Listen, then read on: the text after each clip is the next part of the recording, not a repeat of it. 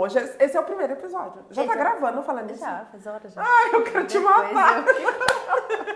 Então, esse é o primeiro episódio do canal, né, do podcast Doses de Autocuidado.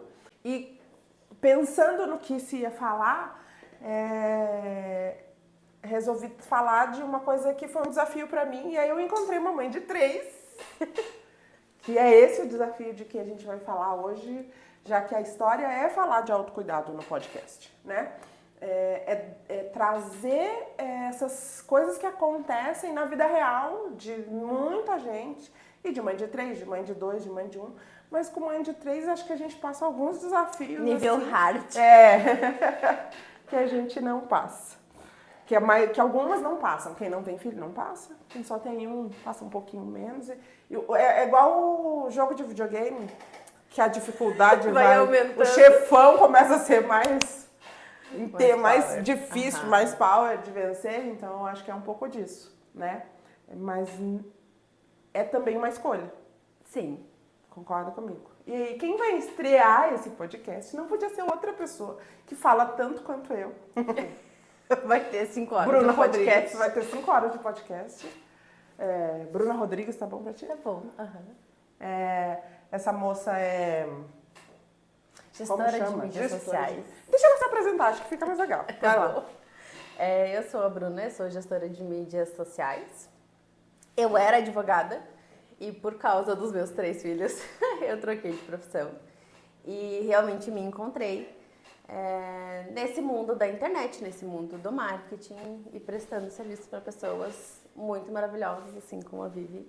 Eu digo que Deus escolheu a dedo os meus clientes porque eu realmente precisava de cada um deles.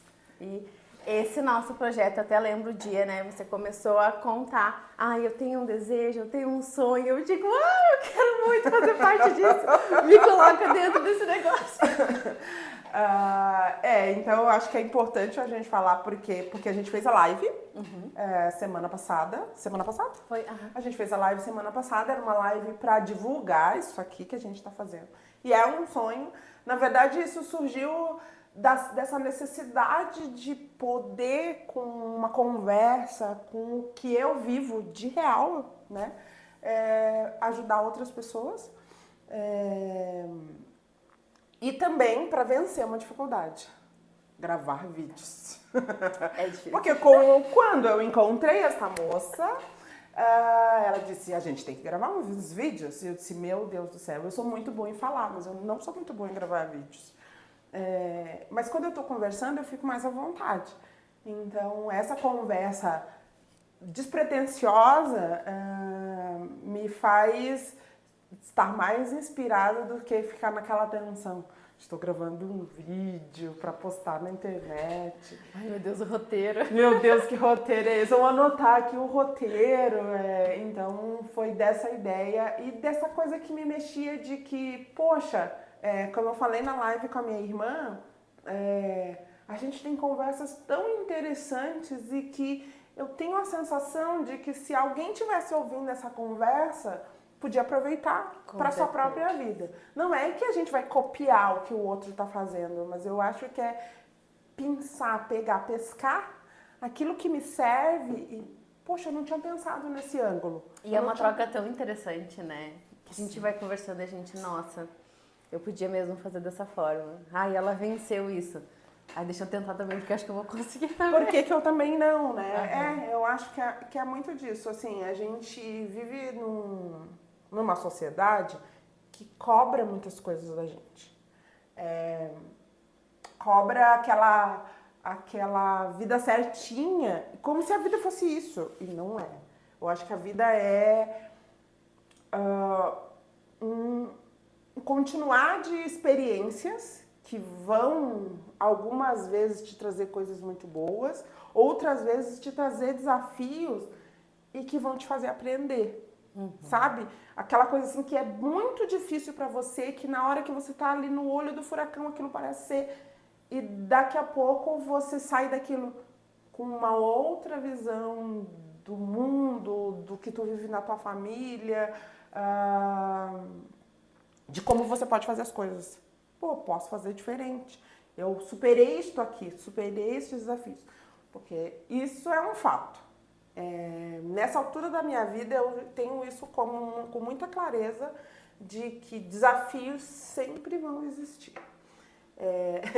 Eu tenho um lema que nada é tão ruim que não possa piorar. Sim, eu digo que o fundo do poço tem um alçapão por trás. Não é porque a nossa que pessimista é a Vivi, não é isso.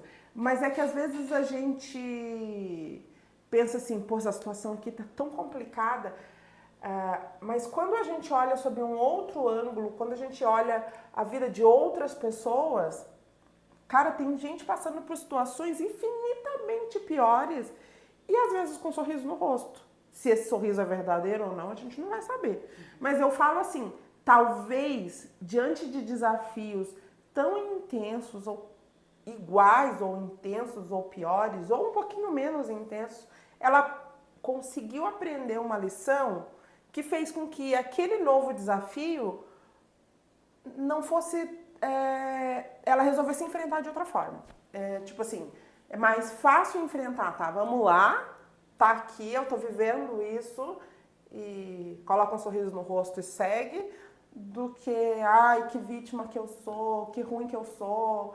Essa posição, eu acho que só piora a forma como a gente lida com as coisas que acontecem com a gente. Parece que o problema fica maior. Parece que o problema fica maior. A minha filha, eu falei isso na live e eu vou repetir, foi uma coisa que ela falou, que serviu pra ela, mas a hora que ela falou, serviu pra mim, né? Ela disse assim, a gente tem a capacidade de complicar o que já é complicado. Ela chegou a essa conclusão. Ela teve desafios com o início do terceiro ano, no final do ensino médio. Ela achou que, vai ser intenso. Ela sempre fez balé, sempre fez um monte de atividades, isso sempre foi fácil para ela. E ela achou que seria intenso, mas vai ser só um pouco mais intenso. É só mais uma atividade na minha vida. Essas são palavras dela. E ela disse que quando começou o ano, ela disse, opa, mas não é só mais uma atividade, é realmente bastante desafiador tudo isso aqui que eu tô vivendo, com tantas atividades, com tantas coisas, e que eu não quero deixar as coisas que eu gosto de fazer. Mas ela disse que o que ela não teve foi tempo para se adaptar a essa coisa que ela criou. Do mesmo jeito que quando a gente cria uma expectativa alta e se frustra, ela criou uma expectativa baixa e se frustrou também. E aí ela disse assim, e aí eu não consegui, eu tive que lidar com aquilo caminhando, aquilo rolando. E chegaram as férias e ela disse, mãe, eu tive tempo para pensar que o que eu estava fazendo era complicar o que já era complicado. Eu estava sofrendo muito mais porque eu estava complicando e trazendo uma dimensão muito maior do que o que eu estava vivendo realmente tinha. E a hora que eu parei, eu consegui observar, não, peraí, mas eu posso lidar com isso de uma forma diferente. O que eu posso descomplicar, né? O que eu posso descomplicar nisso? Então, ela conta que, tipo, ali logo no fim do semestre, ela disse que foi fazer uma prova e ela tinha apresentação de balé. Ela disse, nossa, mãe, eu tenho simulado amanhã e eu vou, os 2 dias que eu tenho simulado, na noite anterior eu tenho uma apresentação de balé. Aí eu falei, você estudou? Eu estudei, mas eu não vou poder estudar na véspera. Tudo bem. Paciência. E ela foi para aquela prova, para as 2 provas, com essa coisa de que, eu vou com o que eu sei. E ao contrário do que estava acontecendo nas provas anteriores, onde ela ia extremamente ansiosa, tensa. Eu estudei, me matei de estudar até de madrugada, e ia tensa para a prova, ela foi tranquila, tipo, vou com o que eu sei. E ela foi muito melhor nessas provas do que ela vinha sendo nas outras, nas anteriores. Então, foi nesse momento que ela parou. Eu tô complicando o que já é complicado, né? Exato. E é isso que a gente faz no dia a dia. Então, isso serviu pra mim de uma forma de se, né? A gente tá conversando com as pessoas e é pra pessoa e pra gente também, né? O que a gente ouve. Mas é a vida. E os desafios dessas 2 pessoas aqui tem a ver com as nossas escolhas. Sim. Né? Nós 2, a Bruna já se apresentou, quem já viu pela live, quem está vivendo hoje, eu sou médica. Eu sou médica do SAMU, eu trabalho aqui na Garden, no consultório, com medicina de família e acupuntura. E sou professora da Uniplac. Há 16 anos eu sou professora da Uniplac. É pouca atividade, né? E aí eu resolvi que eu queria ser mãe de 3. Eu sempre tive esse sonho de ser mãe de 3. Então, sabe quando a gente é adolescente que começa a conversar, quantos filhos que você, com que idade você quer casar, quantos filhos você quer ter? Eu sempre me lembro dessa conversa dizendo, eu quero 3 filhos. E aí, quando eu casei, eu já disse pro marido, eu quero 3 filhos. Mas saber se ele queria ficar nessa. Tipo, ó, tu que sabe. Mas é aquilo, né, do que a sociedade exige, né? Eu falei, acho que falei isso na live, se não falei, falo agora. Assim, que eu percebo, e eu li uma vez, tem um cara que eu gosto de ler, o Osho. Ele é um guru desses aí, da Índia, eu acho que ele é, não vou lembrar agora de cabeça. Ele diz assim, que a sociedade te exige um caminho, assim, se você é jovem, adulto, você tem que namorar. Se você está namorando, depois de um determinado tempo, você tem que casar. Daí você chega nos lugares com o namorado que você namora já há algum tempo, 1 ano ou mais. Quando vão casar? Quando vai ser o casamento? E a gente segue e as pessoas casam. E casam, imediatamente depois do casamento é assim, volta da lua de mel. Quando vai ser o primeiro filho? Quando eu vou ter filho? Aí se passa 1 ano de casado, a cobrança aumenta mais. Ai, começa dos pais, né? Quando eu vou ganhar o primeiro neto? Só queria um netinho. Só queria um netinho. Você dá um determinado ponto, você cede, ou porque é teu plano, ou porque chega um momento que você está preparado. Você tem o primeiro filho. Beleza, agora acabou as expressões. Mentira. Você tem o primeiro filho e alguém diz assim, quando vai ter o segundo? Ah, mas por que criar um filho único? Não, né? Tem que ter um irmão. É bom ter um irmão. Ah, filho único é mimado. Filho único não tem limite. A gente não consegue educar. Tudo mentira, né? Mas é isso que a sociedade conta. E aí você resolve ter o segundo filho. E tem mais um detalhe dessa cobrança. Se o primeiro é um menino, mas agora tem que ser uma menina. Como se a gente tivesse um controle sobre isso, né? A não ser que você faça aquelas fertilizações in vitro, que você pode escolher o sexo, que a maioria não escolhe, mas... Enfim, tem que ser uma menina. E se o primeiro é uma menina, tem que ser um menino. Pra formar um casal. Um casalzinho. Não sei qual é o fetiche de que tem que ter um casal. Também não sei. E se você disser, não, mas eu quero 2 meninos. Como assim você quer 2 meninos? Que absurdo, pra ter preconceito com as meninas. E aí tá bom. Detalhe, 2 filhos já chega, né? E aí você resolve ter o terceiro. O quê? Você é louca. O terceiro. Você é louca. 3 filhos, isso é muito caro. Você não tem televisão em casa? Eu ouvia muito assim, você é muito corajosa. 3 filhos sendo médica. Nossa, como você vai cuidar de 3? Você já tem um casal. Aí eu tenho esse detalhe. No meu caso específico, Bruna, eu tenho uma menina e um menino. A minha filha mais velha é uma menina e depois o segundo veio um menino. Aí eu ouvi assim, mas pra que você quer ter o terceiro? Você já tem um casal. Ainda? Só é aceitável ter o terceiro se você tem 2 do mesmo sexo. Daí tá tudo Porque bem. aí tá tudo bem. Porque você tá tentando o outro sexo, né? Uma menina. Se você tem 2 meninos, você tá tentando uma menina. E se você tem 2 meninas, você tá tentando um menino. Isso tá certo, é justo. Certo. Você pode ir até o 10º nessa tentativa. Então são coisas que não fazem sentido, né? Eu ouvi no mercado, assim, eu tava com os 2 meninos, grávida do terceiro, perguntaram, o que é? Vem a menininha? Eu digo, não, é outro menino. Aí me falaram, nossa, vai ficar tentando até vir uma menina? Aí eu, sim, vou tentar até vir uma menina. Não era óbvio, né? Tava encerrando ali, mas eu fiquei tão chateada com o desaforo de me pararem no mercado. Eu não me conhecia, eu ali, barriguda. Nossa, de não conhecer ainda é o pior, né? Me falar, nossa, você vai tentar até vir uma menina? Vou tentar. É tenso, é complicado. E a gente que tem 3 filhos, Eu ouvi muitas coisas assim, não, pra que você vai ter o terceiro?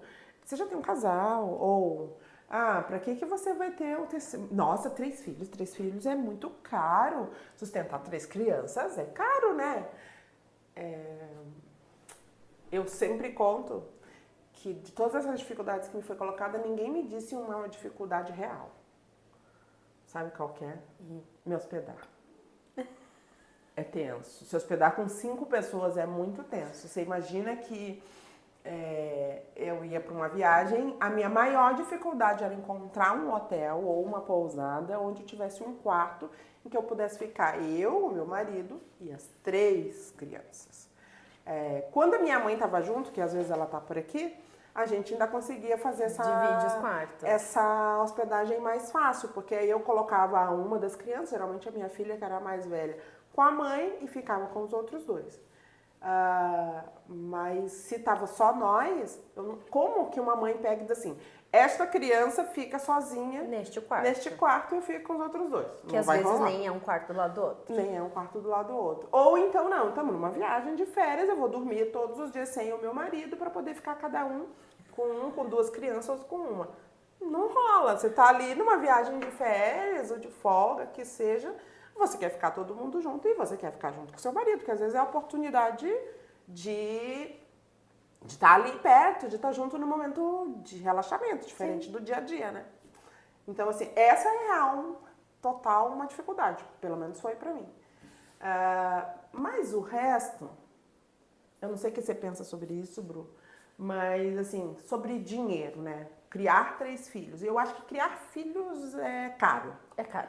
Independente do número que E você desafiador. tem. Criar filhos é caro, assim, com relação... Até porque, dependendo do que você planeja dar para os seus filhos, é óbvio que isso vai depender da condição que você tem, o que você vai conseguir oferecer, e eu estou falando, nesse caso, da parte financeira mesmo, escola, paga, cursos, atividades extracurriculares, vai ser caro. Sim. A minha terapeuta disse um dia pra mim assim, eu disse, porque às vezes eu olho algumas amigas, a gente sempre se compara, eu não sei, essa última sessão eu perguntei pra ela, por que a gente tem o hábito de se comparar? Eu queria saber, se alguém tiver resposta. Ainda não achei essa resposta, mas assim, eu falei pra ela assim, porque às vezes eu olho as minhas amigas, viaja pro exterior, tem como é que eu vou dizer... bolsas caras, tal, e às vezes eu fico pensando, poxa, não dá ainda pra mim, né? E aí ela diz assim, eu tenho só uma coisa pra te dizer, ter filho empobrece. E ela não falou ter 3 filhos empobrece, ela falou ter filhos, né?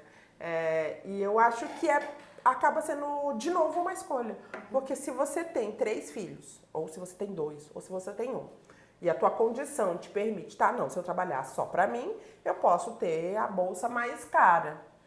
Mas se eu tenho um filho, e eu acho que isso vale até pra pet, tá? Sim. Se eu tenho um filho mas eu queria dar tal coisa pro meu filho, você deixa de comprar a bolsa cara e você vai dar pro filho.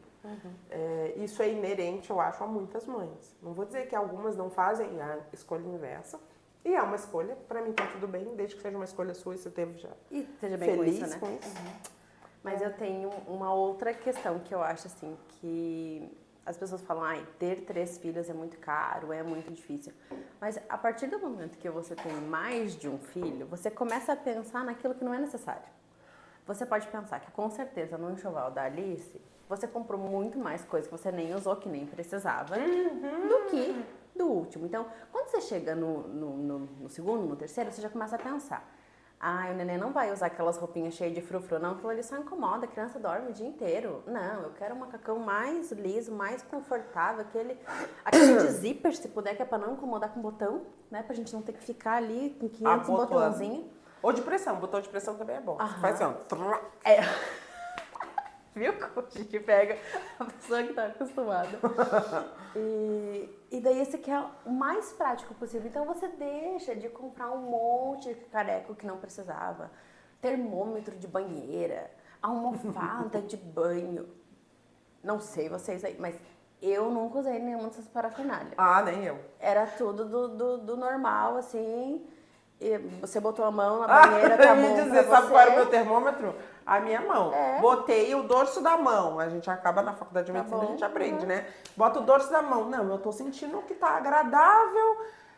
Tá bom, né? Dá pra ficar um ser humano aqui dentro dessa água. Não vai Era ser assim, você. eu também nunca gastei com termômetro de banheiro. E daí você vai deixando de comprar, daí você começa a pensar assim, então, o que que é fundamental pra mim? Então, Sim. quando eu tive o Rafa, o carrinho de bebê é um negócio bom, mas assim, aquilo é um trambolhão, né? E claro, a gente quer aquele super carrinho, cheio não sei o quê. E daí eu só pensava assim, eu quero um carrinho bom, mas eu quero que quando ele feche, ele fique uma coisinha. E daí agora, por último, tem o tal do carrinho pocket. Que antigamente tinha os guarda-chuva, né? Mas ele fechava, fica aquela barrona Ficava assim. grande. E agora esse pocket, ele fica um quadradinho assim, ó. Eu digo, é esse aí. Cacei a internet inteira. Ah, paguei caro no negócio, paguei caro no negócio. Mas assim, realmente, ele cabia atrás do banco do carro, não precisava nem ocupar o porta-mala. Porta-mala. Então, assim, era um troço sensacional. Aí você começa a fazer escolhas que são inteligentes. Você começa a usar o dinheiro para aquilo que realmente faz diferença. Ah, comprar o brinquedo. Às vezes você vai comprar um brinquedo, e tal. O brinquedo da Fisher Price custa lá R$300. A criança brinca com a caixa, brinca com a sacola. Aí você começa... No aniversário do Heitor, de 1 ano, a brincadeira favorita dele era abrir a minha gaveta de coisas, aqueles talheres grandes. Ele tirava todos pra fora e ficava brincando com aquilo horas. O que eu fiz? Fui no 99, comprei um monte de colher, de pau, de plástico, canequinha daquelas esmaltada, peneira, uma cacarecada. Gastei R$30. Foi o presente dele de 1 ano. Ele amou, ele brincava loucamente com aqueles negócios. E parou de mexer na gaveta. E parou de mexer na gaveta. Então, assim, a gente pensa, ai, porque eu queria muito dar aquele presente. Muitas vezes é um desejo nosso. Porque a gente quer satisfazer uma coisa que tá no nosso coração. Eu não tive aquele brinquedo, então eu quero oferecer esse brinquedo. Mas nem é o que a criança quer. Eles são tão simples, tão leves, que quem complica são A gente, os adultos complicam, tem essa tendência. Você fala de brinquedo, a minha tia, ela teve 3 filhos também. Ela dizia assim, o motivo dela, né? Cada um tem seu motivo para ter 3 filhos. De alguma forma, não sei se eu fui influenciada por ela, mas ouvir que ter 3 filhos era legal para ela, acho que me estimulou. E ela teve 3 meninos, e ela comprava, ela dizia assim, eu quero ter 3, porque se você só tem um, vai que acontece, olha só o que era o pensamento dela. Vai que acontece alguma coisa com esse um e essa criança morre, eu fico sem nenhum. Era esse o pensamento dela. Jesus, que Se eu tiver 2 e morre um, eu vou continuar com um filho único e eu não quero ter um filho único. Então eu vou ter 3, porque se morre só um, eu fico com 2 ainda. Era esse o pensamento dela, era horrível. Mas era essa a história que ela contava, era a história dela, do porquê ela queria ter 3 filhos. E aí eram 3 meninos, e é óbvio que eles adoravam bola.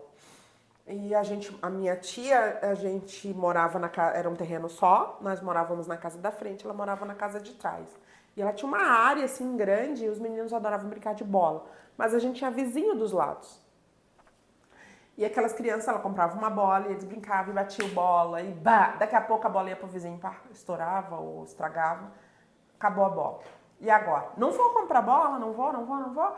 Eles pegavam uma garrafa PET, aquela de 2 litros, e dele bater bola com a garrafa PET.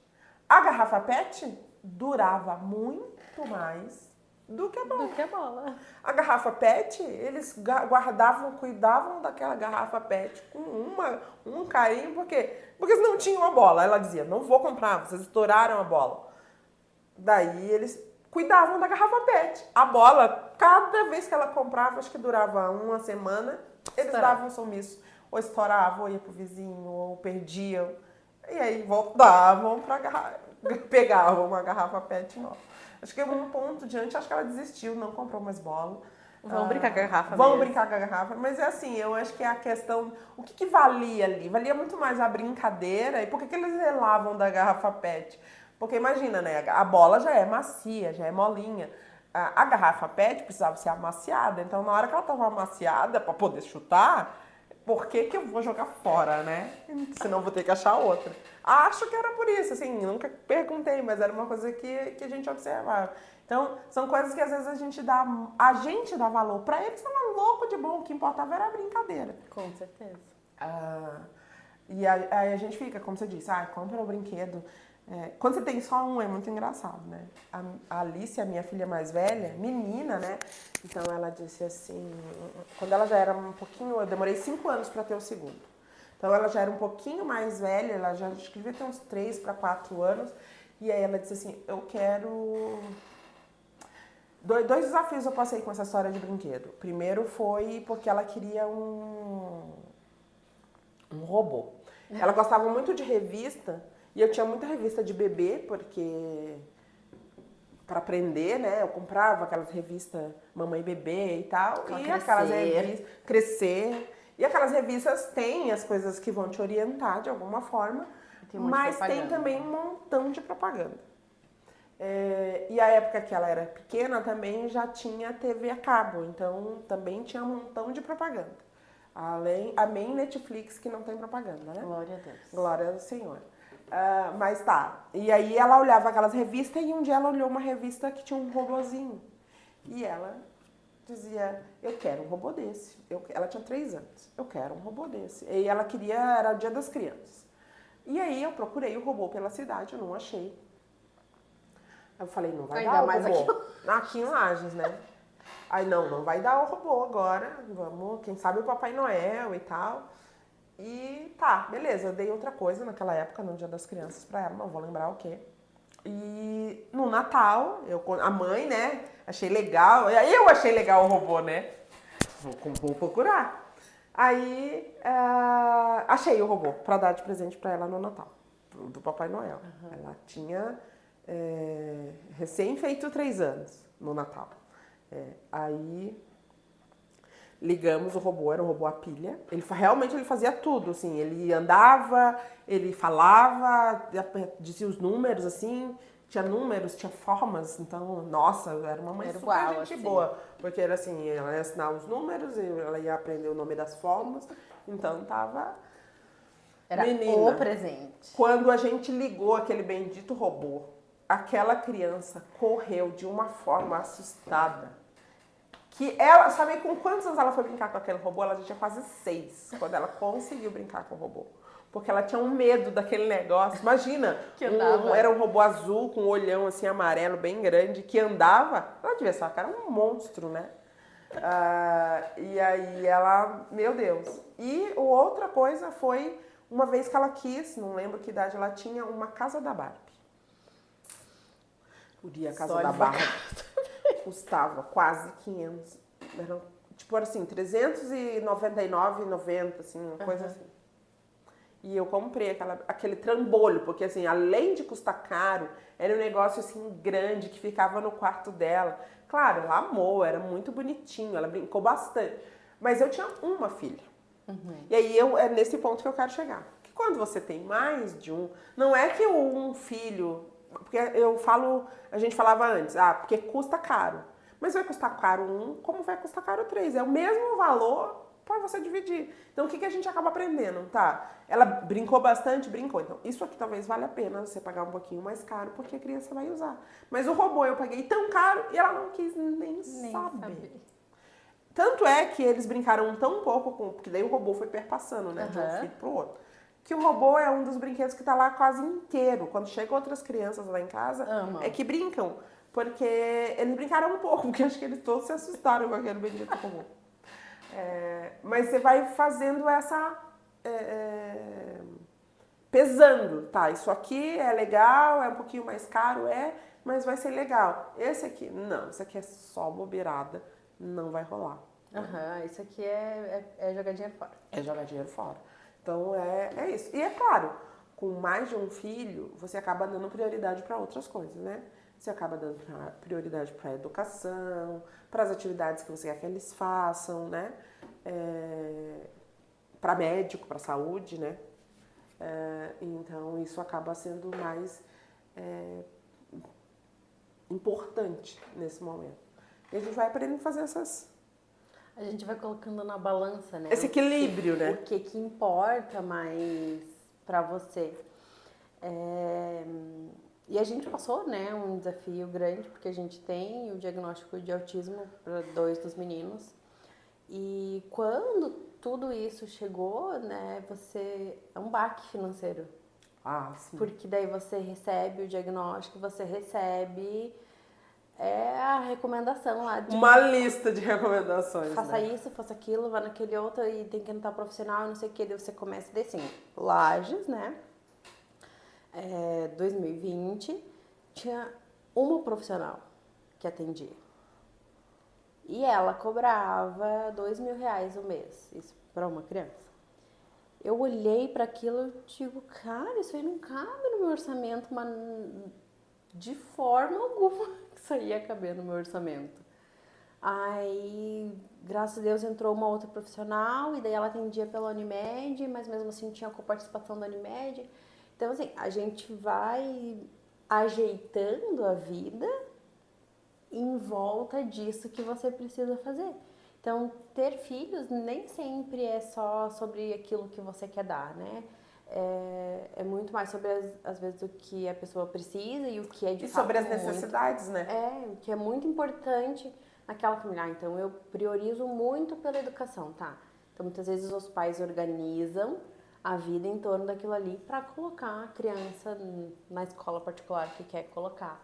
E tá tudo bem, né? Às vezes a sociedade, ela meio que fica cobrando, né? Ai, porque a gente vê assim, principalmente a gente que se formou em direito, né? Tem outros colegas assim, estão andando com super carrão, com não sei o quê. Sim, é a mesma história da bolsa tua.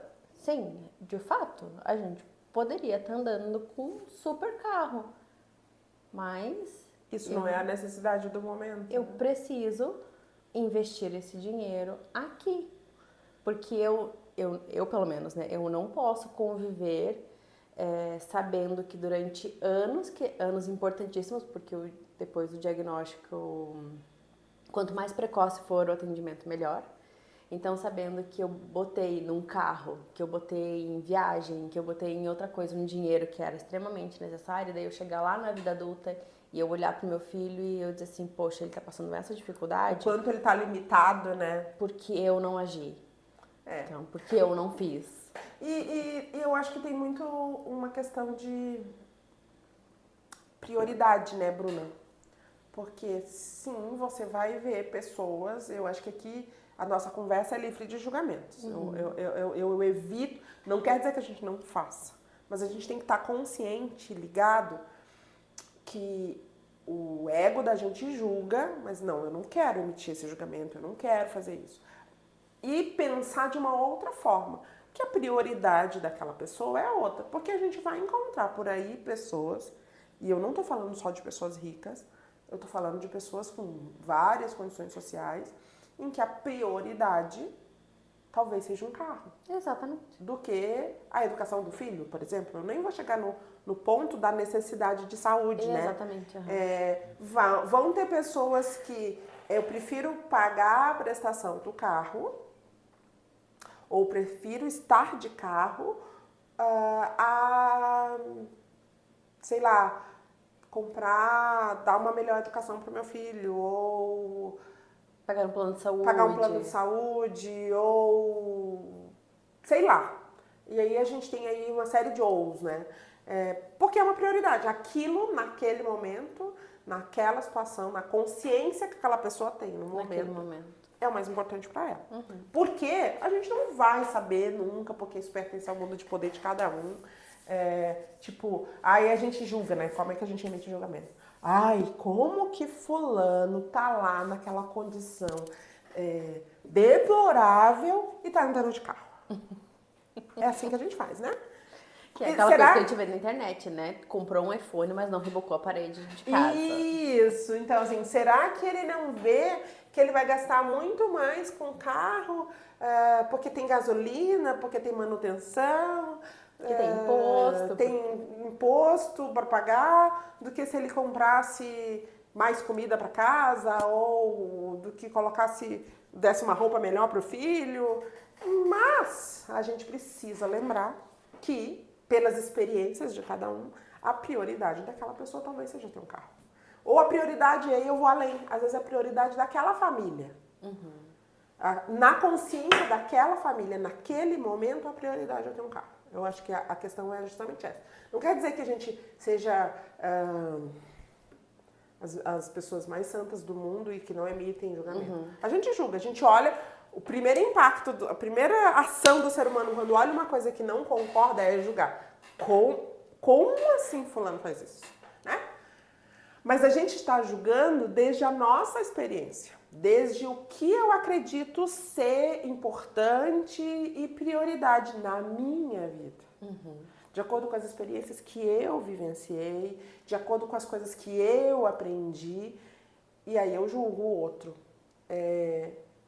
E aí, mas eu acho que é revirar a moeda e dizer assim, tá, pra mim isso aqui é mais importante, mas talvez pro outro, aquilo que ele tá fazendo, ou pra aquela família, aquilo que ele tá fazendo é mais importante. Ah, mas daí vão passar dificuldades? Vão. De novo a gente volta pra que ponto?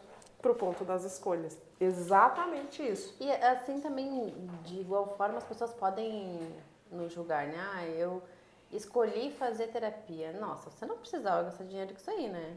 Você podia, sei lá, tá investindo no teu filho. Você podia botar ele fazer o inglês. Você podia botar ele fazer, sei lá, uma natação. Daí você tá aí fazendo terapia, pelo amor de Deus. Você pode lidar com isso aí sozinha. Ou não. Ou não. Assim, só a pessoa sabe onde é que o calo aperta, né? E daí, sabendo onde o seu calo aperta, é que você vai saber se aquilo é uma necessidade ou não. Que, por exemplo, o carro. Ah, é supérfluo para muita gente? É supérfluo para muita gente. Mas, de repente, eu moro longe. Por exemplo, eu tenho que levar os meninos na terapia, eu passo o dia inteiro correndo para um lado e para o outro, para um lado e para o outro. Imagina fazer isso a pé ou fazer isso de ônibus. Era completamente inviável. Inviabiliza completamente o tratamento. Então, tem que ter. Na situação, tem né? que ter um carro. Tem que ter um carro. Não interessa que carro vai ser, mas tem que ter um carro. Exatamente. Então, a gente tem que olhar, tentar tirar esse julgamento longe, porque só a pessoa sabe o que ela tá passando lá dentro, né? E as experiências que fizeram com que ela chegasse naquela escolha. A consciência que ela tem naquele momento que fizeram com que ela chegasse naquela escolha. Porque a escolha, ela não é do nada. Ah, eu escolho isso. Ah, entre dar educação para o meu filho e comprar um carro, eu escolho comprar um carro. Talvez não, talvez seja... O ponto de vista dela poxa, mas se eu tiver um carro, eu vou poder levar o meu filho para passear, eu vou poder isso, eu vou poder aquilo. Então, ou me levar para passear, sei lá, não importa. E também tem a questão de que, puxando para a educação, né? A gente sabe que o Estado oferece educação. Se é boa, se é ruim, daí é outro departamento, né? Mas muitas vezes essa pessoa que tem essa consciência, ela estudou a vida inteira numa escola pública, mas ela não conseguiu, o pai dela não pôde ter um carro, por exemplo. Então o sonho da vida daquela pessoa é ter um carro. Isso. Porque a educação, na verdade, ela teve lá na pública, então se ela também teve, o filho também pode ter.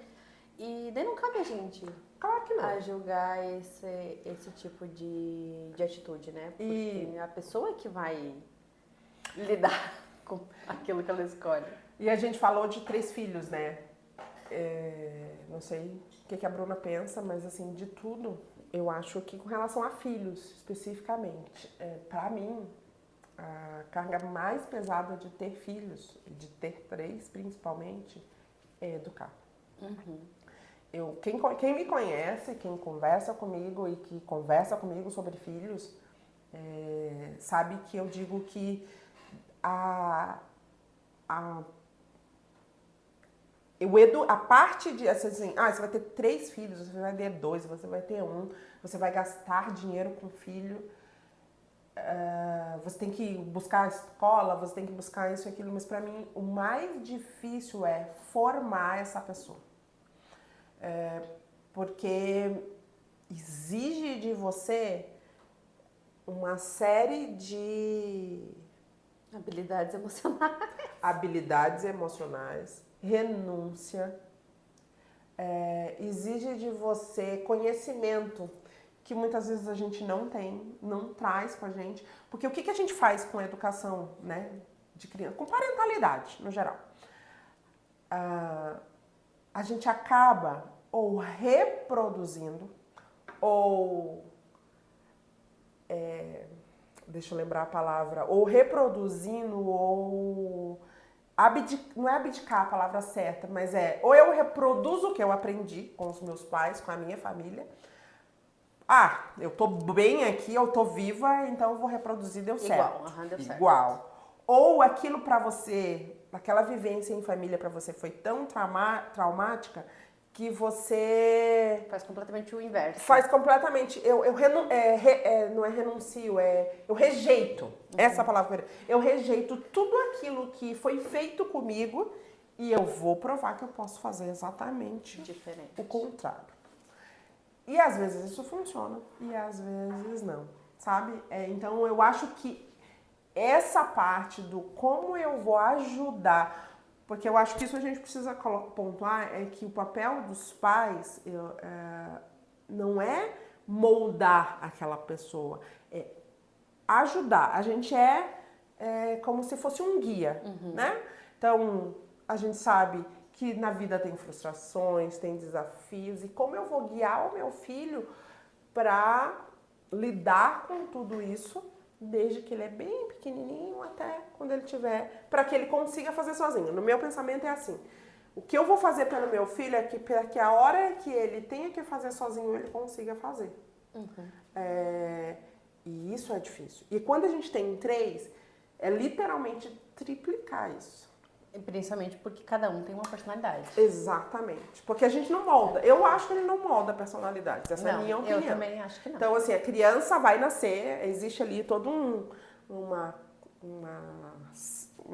não é uma mágica que eu quero falar, toda uma alquimia de juntar ali tudo que aquela criança carrega de DNA, de tudo, de vivência, de experiências intraútero. E aí, quem acredita, e aí tem tudo que a gente carrega no nosso DNA dos nossos antepassados. Eu acho que a gente traz. Você imagina se o DNA traz memórias, traz traços dos nossos antepassados mais distantes. Você imagina se ele não traga traços de personalidade também. Eu acredito. Eu acho que isso acontece.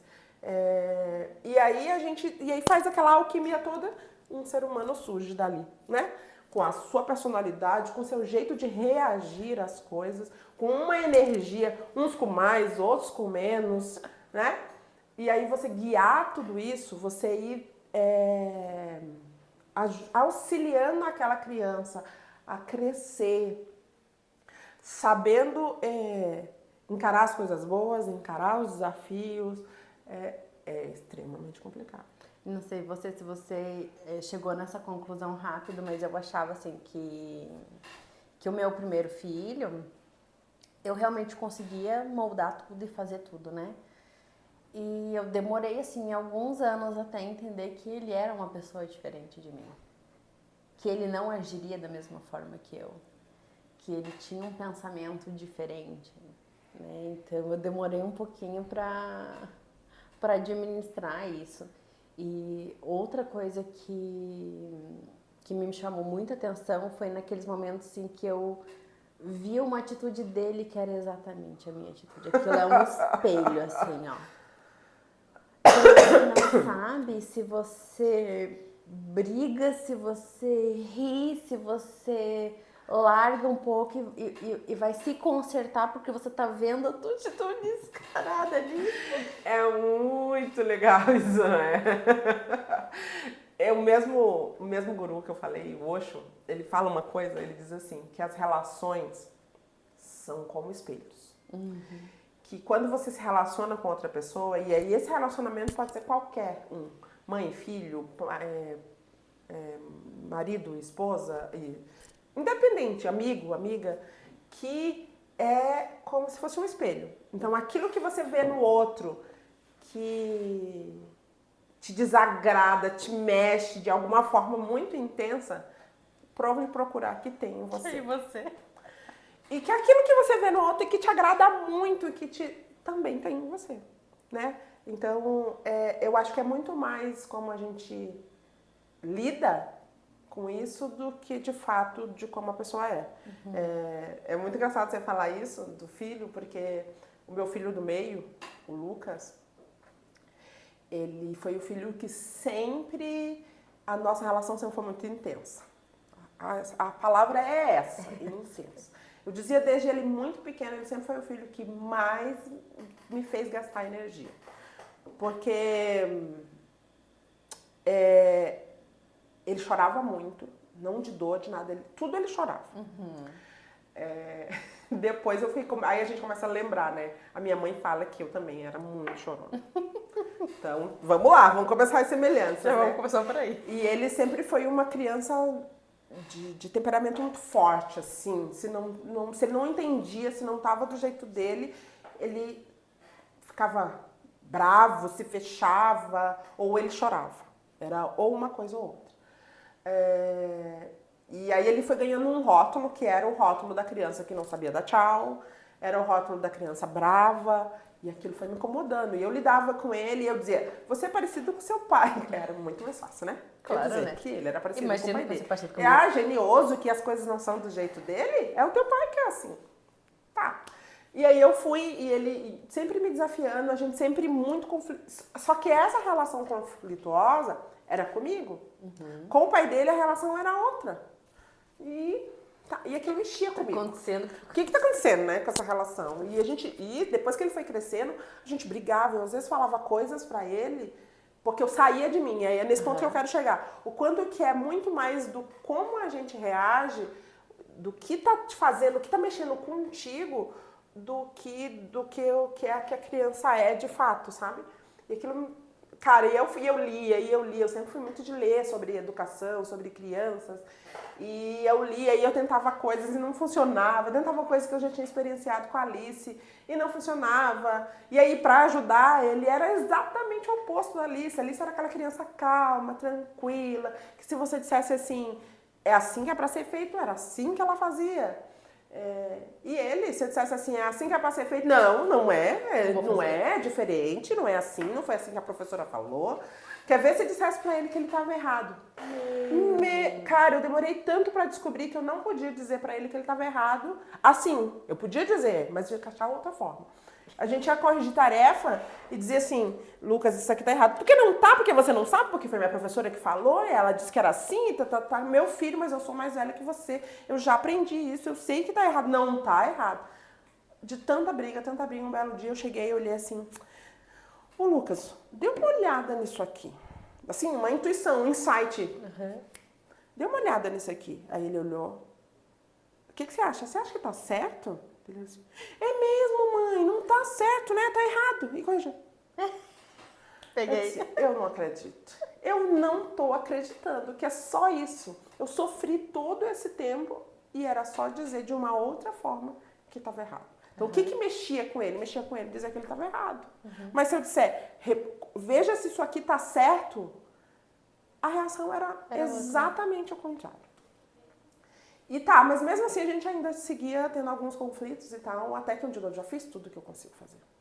Eu não sei mais o que fazer, vai pra psicóloga. E foi pra terapia, ele tinha 7 anos, melhorou muito, conversando com a terapeuta, as conversas que ele tinha com ela, ele foi sabendo expressar melhor os sentimentos dele, ele não ficava mais tão bravo, ele não se fechava tanto. Mas o ponto que eu quero chegar é, você sabe quando que eu consegui melhor lidar com ele, que é agora, ele agora tem 11 anos, foi quando eu fui pra terapia.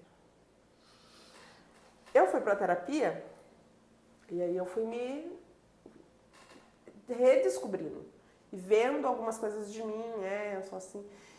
E ao mesmo tempo que eu fui me descobrindo, eu fui me descobrindo no Lucas.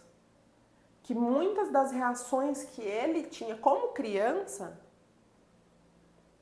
eu sentia. Não que eu tivesse a mesma reação de chorar ou de brigar, porque afinal de contas eu sou uma adulta. Mas eu sentia. E eu dizia assim, porra, cara, eu também fico assim chateada quando as pessoas fazem isso pra mim. E eu também queria gritar. E eu também queria gritar e chorar. E o quanto isso me ajudou a entender. E hoje, quando eu vou lidar com ele, eu penso assim, tá, eu sei o que eu sei o que ele tá sentindo. Porque eu também sentiria a mesma coisa nesta mesma situação. Como é que eu queria que a pessoa chegasse pra mim? Eu ia ficar bem se fosse dessa forma. E o quanto isso me ajudou. Fiquei tão feliz umas semanas atrás que ele disse assim pra mim, ô mãe, eu tô tão feliz. Meu filho, que bom. Mãe, sabe que eu tô tão feliz? Por quê? Porque a gente nunca mais brigou, né? Querido. Aí eu falei, sim, né, filho, a gente tem se entendido. Aham, a gente tem se entendido. Aí eu falei, a gente tem umas brigas de vez em quando. Mãe, mas não é mais como era antes. Então, cara, isso pra mim foi de uma... Tipo, venci. Meu Deus, assim, foi... E assim, e aí o ponto que eu quero chegar é isso, diz respeito muito mais a gente do que a eles, sabe? Sim, eu precisei encaminhar ele para terapia para ele aprender a lidar com as coisas, com os sentimentos dele, com as coisas que ele sentia, expressar isso de uma forma mais tranquila, até para ele não acabar começando a ser rotulado. E ele às vezes reagia de forma violenta, assim, sabe? Batia a porta, socava a parede. Mas o quanto eu me conhecer, eu me compreender e me enxergar nele ajudou a lidar com ele melhor. Então eu acho que ser mãe, independente do número de filhos que você tenha, isso aumenta um pouquinho exponencialmente quando você tem 3, também é um pouco disso, de você se conhecer e para que você conheça e para que você reaja melhor ao seu filho. Para ti isso deve ser muito mais intenso, né? Porque você precisa se conhecer e reconhecer traços que de repente são teus, que estão nos seus filhos, e aí tem mais a neurotipia para e essa foi misturar tudo isso, né? a maior questão que me fez procurar uma terapia. Porque são muitas questões acontecendo ao mesmo tempo. Então você precisa estar o tempo todo ligado, o tempo todo pensando, o que disso aqui é ser uma criança e o que disso aqui é o autismo. E nesse meio tempo eles entram em crise, eles gritam, e daí a gente começa a pensar assim, não, né? Depois que o furacão baixa que a gente entende o quanto barulho nos deixa incomodados e aquilo faz com que a gente não consiga pensar. Então chegou um ponto em que estava todo mundo entrando em crise junto. Porque um entrava em crise e fazia os outros entrarem em crise. Porque quando ele grita, eu não consigo ficar centrada, parar e pensar e chegar e abaixar. O que foi? O que você quer? Sabe aquilo que a gente ouve? Ai, teu filho tá gritando, abaixa olha fala nos com olhos. ele, né, que vai dar tudo certo. Sim, experimenta fazer isso com a criança, te chutando, te dando pontapé e nada calma e nada resolve. Chega uma hora que você explode junto, né? Aí que foi que eu comecei a entrar com a terapia, aí ela começou a falar pra mim de coisas que eu precisava organizar na minha agenda, na minha vida. Às vezes eu tentava trabalhar assim, eu lembro de um dia que eu falei assim, eu não consigo fazer as coisas, daí ela, me diz aí como é a tua rotina. Eu digo, eu faço almoço e daí eu já subo correndo e eu vou trabalhar porque dali 45 minutos eu já tenho que sair e levar eles pra terapia dela, Você consegue sentar, se concentrar, executar algo e daí já sair, tudo isso em 45 minutos. Eu digo, é verdade? Não consigo? Não faço nada? Só que o que acontecia? Eu subia para trabalhar, eles subiam atrás de mim, porque eles estavam nesse momento uns 3 em casa, e queriam falar, e queriam conversar, e daqui a pouco já brigavam, e já surtavam, e eu já surtava. Saia todo mundo louco. Por quê? Só faltava alguém me dizer, escuta, esse não é a hora de você trabalhar. Essa é a hora de você estar fazendo outra coisa, de você... Daí ela mesma falou uma coisa que eu nunca tinha pensado. Bruna, em vez de você deixar a louça para você organizar depois, quando eles não estão em casa, organiza nesse momento. Porque o que eles querem é estar ali em roda de você. E pronto. Assim, daí como é que eu não pensei nisso? E é a questão de buscar ajuda, né? E de alguém que esteja fora do furacão, né? Fora do furacão. Muito engraçado que me tocou você falar de barulho, né? Você diz assim, você imagina você estar controlada, baixar, olhar no olho da criança e perguntar o que ela tem enquanto ela grita, chora, se esperneia e chuta e tal. E a gente não tá contando com mais um barulho, né? Todo o barulho que está dentro da sua cabeça com uma série de pensamentos sobre por que isso acontece, por que comigo, por que eu tenho que lidar com isso. Eu não queria, porque nenhuma mãe diz assim, ei, Deus, manda pra mim. Quem quer ser mãe de neurotípico? Eu acho que não. Eu imagino que não. Então, não é uma coisa que você escolhe. Acho até Aí é meio filosofar. Você é escolhida, né?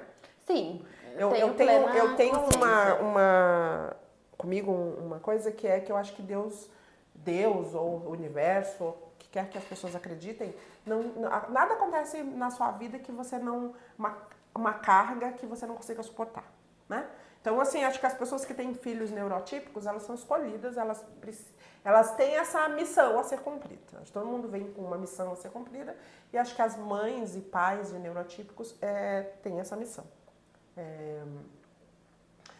E imagina você lidar com tudo isso da criança mas todo o barulho que está dentro da sua própria cabeça do por que isso acontece, eu tenho mais o meu outro filho para lidar, eu não tenho tempo para esse meu outro filho, eu ainda não consigo lidar com tudo isso que a gente às vezes pensa, tudo isso que acontece com essa criança. Porque às vezes a gente pensa assim, uma simples birra no mercado já te tira do teu eixo completamente, né? Você imagina você ter isso muitas vezes em muitas situações. Deve ser um desafio enorme, né? Gigantesco. E aí eu fico imaginando todo o barulho na cabeça da Bruna e de todas as mães de crianças neurotípicas, porque o barulho não é só deste desafio em si. Tem todo o barulho de todas as outras coisas, do lavar louça, do trabalhar. Aí você pensa, não dou conta disso, não dou conta disso, não dou conta disso. E na real, assim, ó, a gente não dá conta mesmo. E não dá conta. E essa coisa do não dar conta, cara, e essa coisa do não dar conta é muito tensa e muito intensa, né?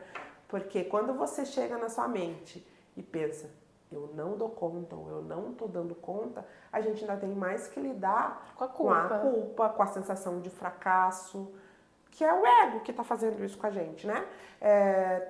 Não pude, não consegui fazer. Esses dias eu ouvi de uma paciente que ela disse, esse negócio do e tá tudo bem não é nada legal. Não, e não tá bem. Depois que eu comecei a refletir sobre isso, não também, não deu conta e não tá bem. Como eu vou fazer para lidar com isso? Eu acho que é muito disso. Não dei conta, é frustrante, é extremamente frustrante a situação de não dar conta, de não estar dando conta. Mas eu acho que a gente precisa lembrar, amanhã é outro dia.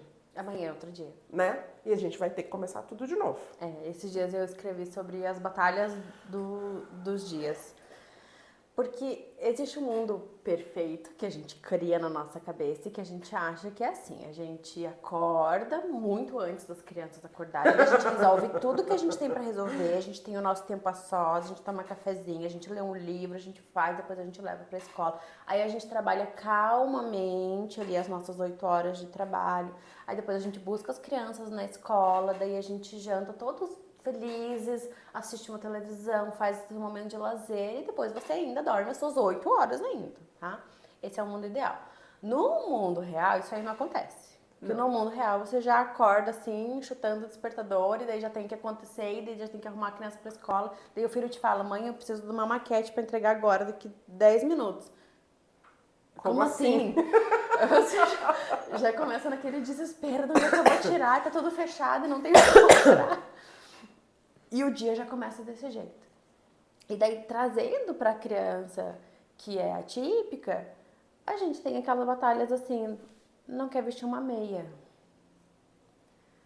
Cara, não quer vestir uma meia, e você começa a travar uma batalha, porque lá em casa são 2 batalhas, né? A batalha da meia e a batalha da jaqueta. E daí, todo dia a gente tem essa batalha. E ele quer ir sem roupa, ele quer ir com uma camisetinha, e às vezes frio. E ele mora em Lajes. E ele mora em Lajes, a gente não mora na praia. E muito frio, então a gente vai, né? Então a gente vai lidando com o que é pior, né? Sem meia ele vai de sapato. Sem jaqueta o negócio é pior, então a gente lida primeiro com a batalha da jaqueta. Tem dia que a gente vence, vamos de jaqueta, tem dia que a gente não vence nenhuma, vai sem jaqueta e vai sem meia, e eu levo a jaqueta na mão, entrego para os terapeutas ou entrego para a professora. Se você conseguir, show. Se você não conseguir, a hora que ele sentir frio, ele vai pedir. Até lá a gente vai lidando com isso. E daí eu parei e pensei assim um dia, quantas vezes a gente quer resolver todas as batalhas do dia? Só que a gente não vai conseguir vencer todas as batalhas. Porque todas as batalhas a gente só vence lá no mundo ideal. Aqui, nesse mundo, não dá. Então, você faz uma listinha lá, você vai chegar no final do dia, você vai ver que você não cumpriu alguma coisa. Ou que talvez você não cumpriu muitas coisas. Ou às vezes você não cumpriu nada daquilo. Porque surgiu outra série de desafios que você precisou abrir mão daquela lista e fazer a outra. E fazer a outra. E, assim, é ruim a gente dizer, oi, tá tudo bem? É ruim. Mas nesse momento a gente precisa olhar para a batalha que venceu e dizer, yes, eu venci isso aqui eu consegui. Legal. E daí a outra batalha, que eu digo a batalha da meia, daí a batalha da meia eu vou vencer amanhã. Aí Ou amanhã eu vou tentar vencer amanhã, né? Tem desde assim, compra meia diferente, daí eu digo que é a meia do Mickey, daí eu boto as meias no Mickey, tem dia que rola, tem dia que dá certo, a gente consegue vestir. Tem dia que não dá, e daí a gente se faz de louca, porque daí a professora vem e questiona, mãe, você não pode mandar ele de meia? Eu digo, abençoado de Jesus, a meia tá aí na mochila, se você conseguir colocar, show. Senão ele vai vir desse jeito, porque ou é isso, ou ele não vai vir pra escola. E aí a gente volta pro dinheiro, né? Às vezes vale a pena investir num sapato peluciado. Comprei um Crocs peluciado agora. Entende? E vencer da forma que dá. E assim, ó, eu ouvindo a Bruna falar, é claro, é óbvio que as batalhas, os meus filhos já são maiores que os da Bruna. Meu filho mais novo tem 7 anos. Mas eu ainda preciso, ela falou da jaqueta, eu pensei, meu Deus, isso acontece lá em casa também. Eu preciso obrigar o meu filho adolescente de 11 anos a botar uma jaqueta o dia que tá muito frio. Por que eles não querem vestir jaqueta? Porque ele não quer vestir jaqueta, porque não fica descolado. Eu acho que deve ser isso. Porque os outros estão só de moletom. Eu acho que muda só a razão e a proporção. Mas o neuroatípico e a criança normal, não gosto dessa palavra. E a criança típica, eles têm desafios que diminuem só a intensidade. Porque assim, eu também tenho que brigar com o meu filho do meio, que tem 11 anos, ele não tem 5, ele tem 11, pra vestir uma jaqueta mais grossa o dia que tá muito frio. O de 7, eu não quero esta meia específica, porque eu não quero meia comprida, porque eu não quero meia curta, porque essa meia vai lá no meu pé, porque me irrita. Ai, porque esse tênis me incomoda. Como assim te incomoda? Peraí, como é que um tênis incomoda? Porque a palmilha fica saindo. Tá, mas é só você arrumar de volta. Mas eu não gosto, incomoda meu pé. Daí você imagina... E aí eu fico pensando, quando você conta essa história, que a batalha é semelhante. Ela só é mais intensa pra Bruna. Sim. Tipo, talvez essas coisas aconteçam na casa da Bruna com muito mais frequência, com uma intensidade um pouco maior ou até muito maior do que na minha casa. Mas na minha casa também acontece. Sim, acontece na casa de todo mundo.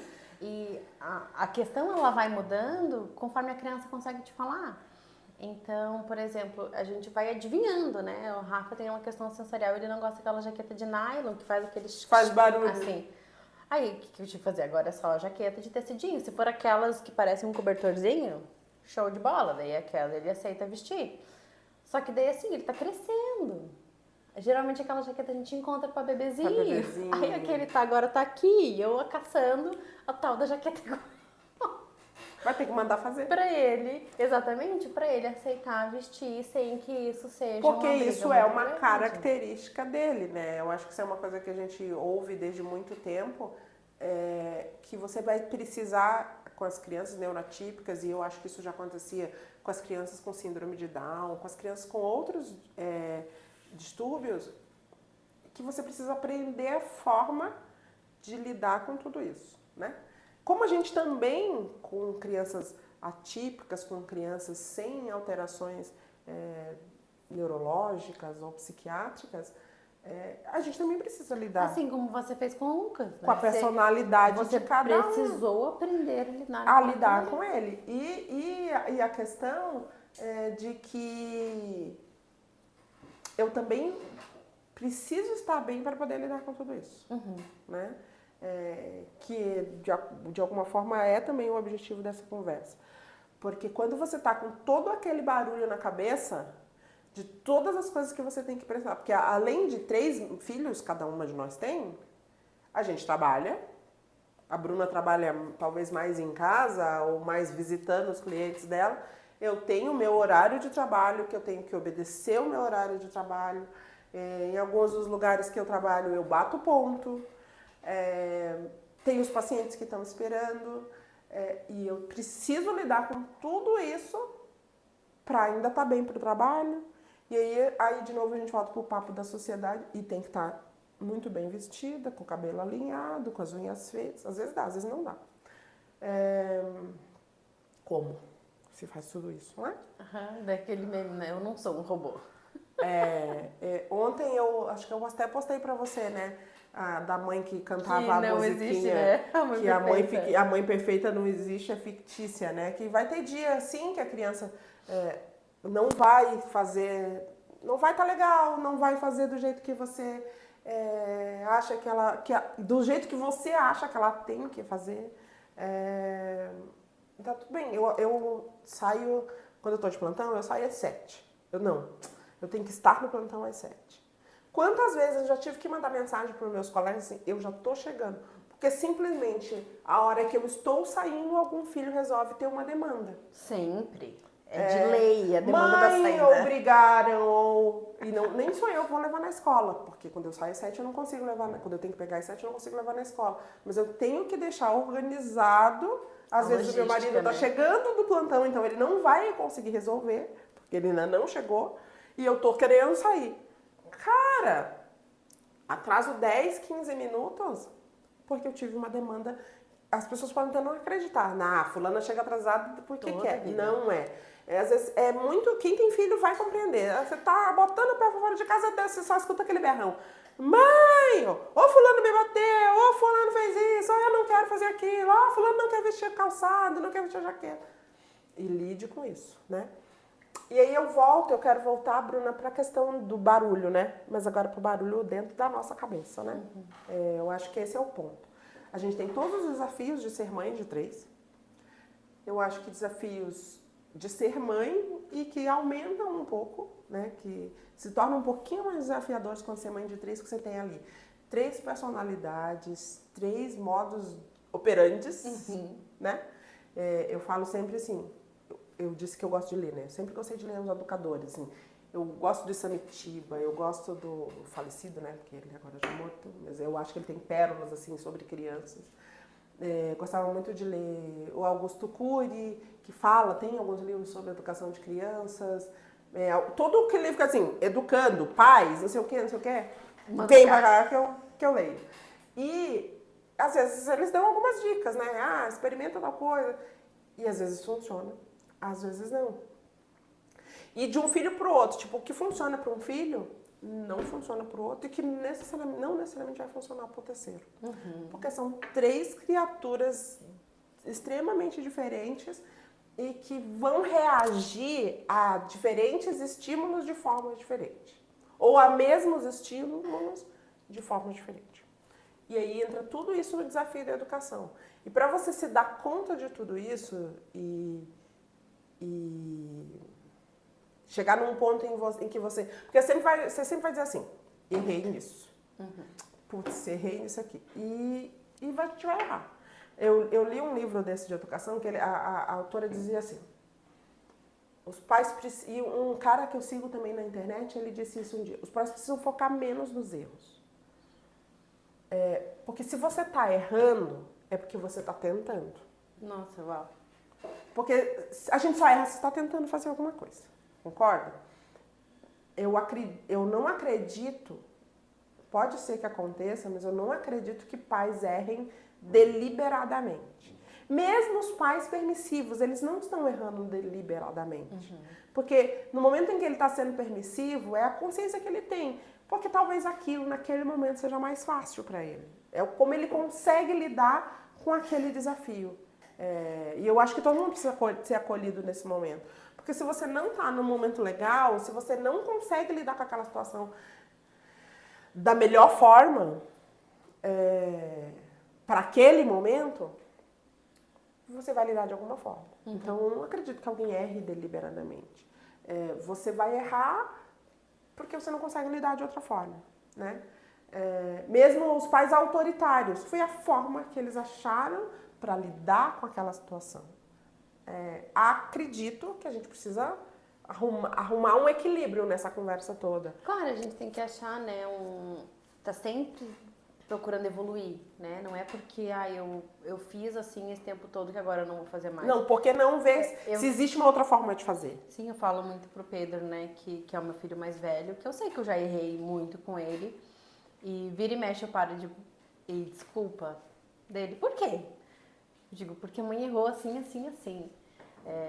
E daí às vezes acontece alguma coisa ruim, né? Daí eu disse, filho, presta atenção, você lembra que a mãe agia assim? Dele, aham. E você reparou que a mãe não age mais assim? Dele, aham. Eu digo a mesma coisa a você. Né? Eu tô falando pra você que ó, antes você estava fazendo assim, tá errado.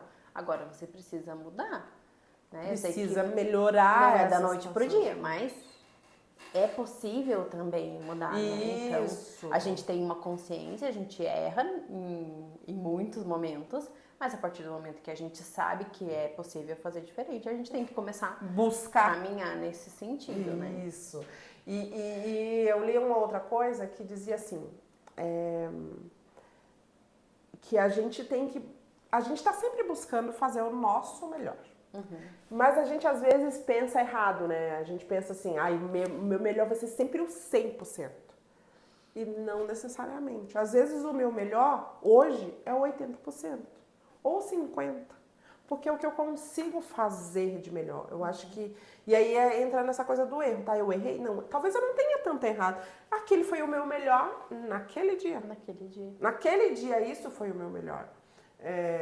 Porque... N motivos, eu não estava bem, eu me estressei no trabalho, ou eu estava doente, ou eu estava com dor de cabeça. Então, o meu melhor não foi o meu 100%. Foi o meu 100% de hoje, que é o meu 80% do geral, né?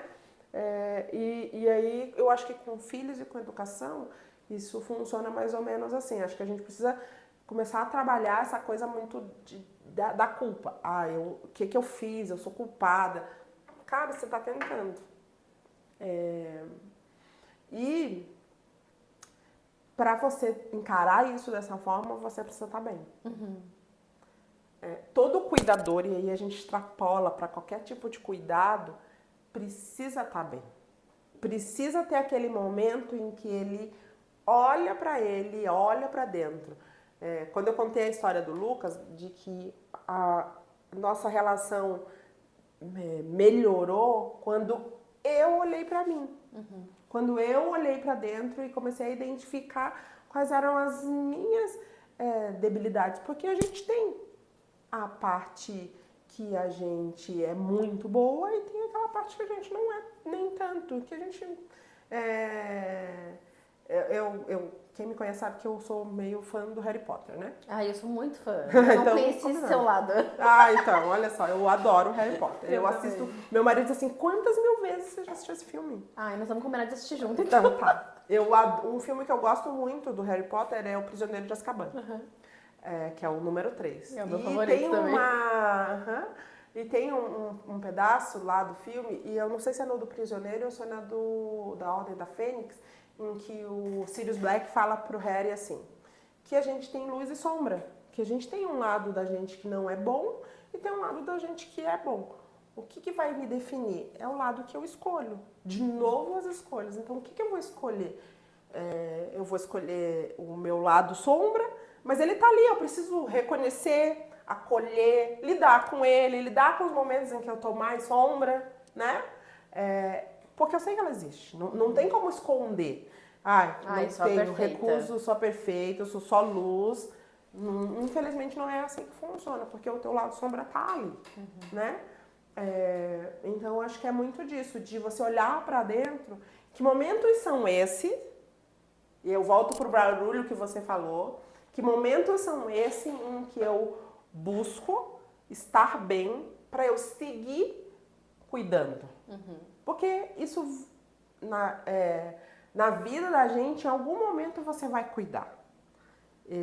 Porque se você... eu resolvi não ter filhos, mas talvez em um momento da sua vida você vai cuidar dos seus pais. Você vai cuidar de um parente que você é a pessoa mais próxima e que você vai precisar cuidar dele. Ou é aquele tipo de pessoa que cuida de pessoas, né? Cuida de pessoas.